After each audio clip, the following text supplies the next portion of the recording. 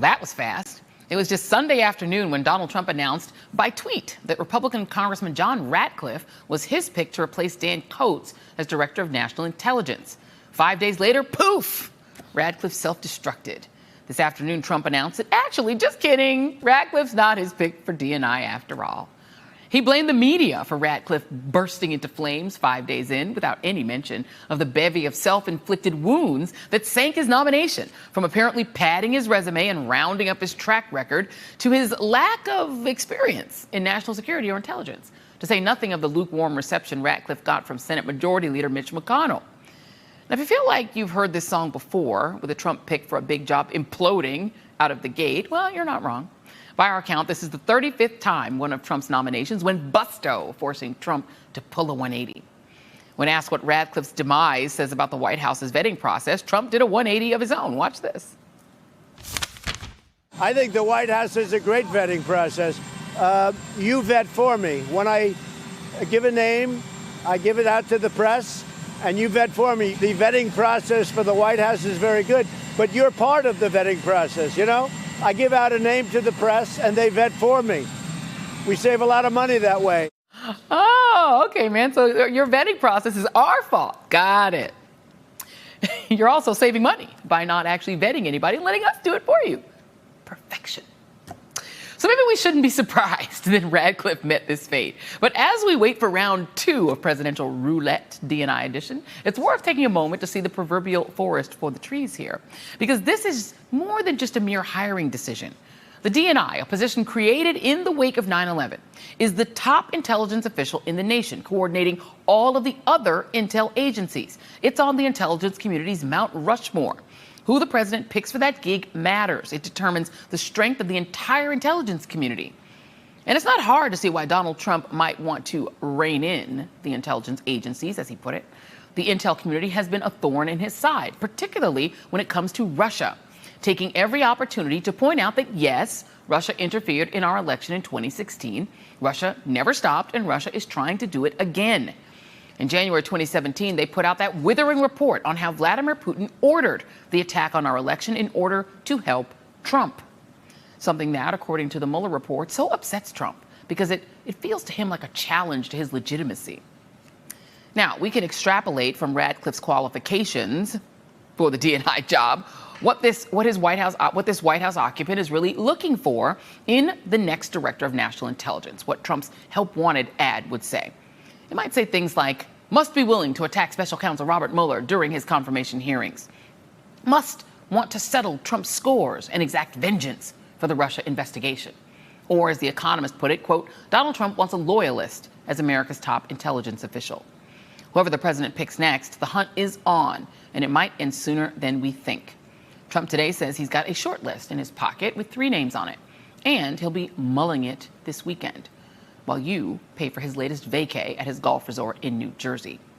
But somebody else put out an alternative help wanted ad of sorts, the director of National Intelligence, Senator Mark Warner, vice chair of the Senate Intel Committee, who said the president should nominate, quote, someone with a deep knowledge of the intelligence community, respect for the hard work intelligence professionals do to keep us safe, and the independence and integrity to speak truth to power when necessary.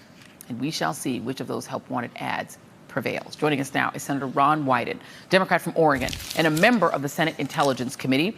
When the president tweeted that he was withdrawing the Ratcliffe nomination today, Senator Wyden clapped back, maybe try vetting your nominees first. Senator Wyden, thanks for being with us tonight. Thank you, Joy. Well, Donald Trump says that we vet his nominees, so apparently that's the news media's job, so maybe he won't listen to you on that.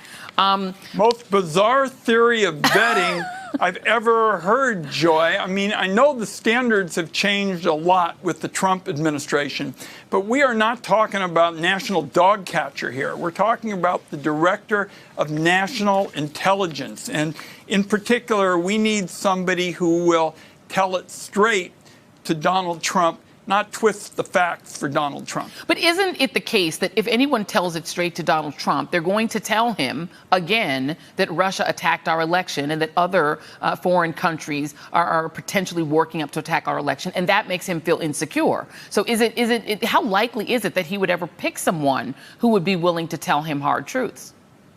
I think you can't do this job responsibly unless you're willing to lay those facts that are actual facts on the table. Like, we understand this is not about Donald Trump nominating a Democrat or any of this kind of thing, but we have to have somebody who's experienced, who's objective, and it is not in question that Russia attacked our election system. And serving on the Intelligence Committee, I can tell you, Joy, what we're looking at in 2020 in terms of attacks from hostile foreign actors is going to make 2016 look like small potatoes. Well, we know that Donald Trump, wanted what he got in William Barr, and that it's pretty clear that he would like, given that Mr. Ratcliffe was even on the table, that he would like to have someone like that running intelligence. My question would be whether or not the leader of the Senate, Mitch McConnell, who tends to be very accommodating to Donald Trump, was he the person that finally convinced Donald Trump to say no? And would he allow Donald Trump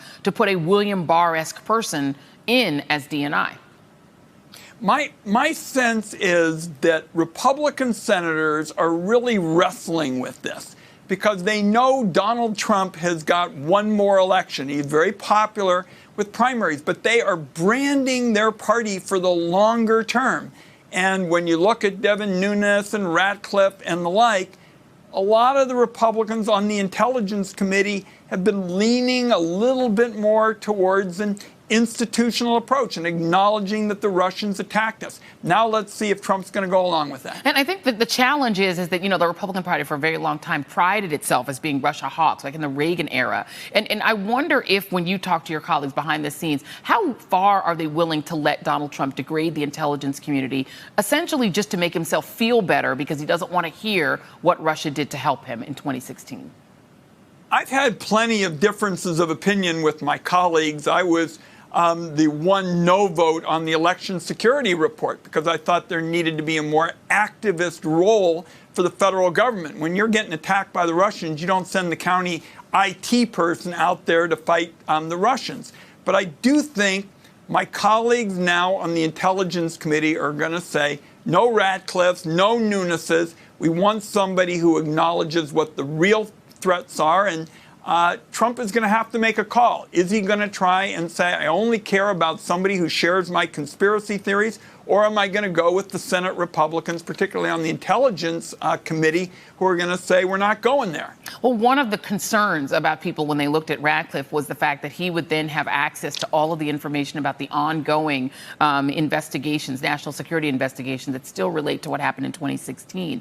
Is there any chance at all that McConnell and the Republicans would allow somebody on that committee that would undermine the committee? I mean, I guess that's my question. Do you have faith in Republicans on the other side of the aisle that they would protect the DNI from Donald Trump's access to that kind of information?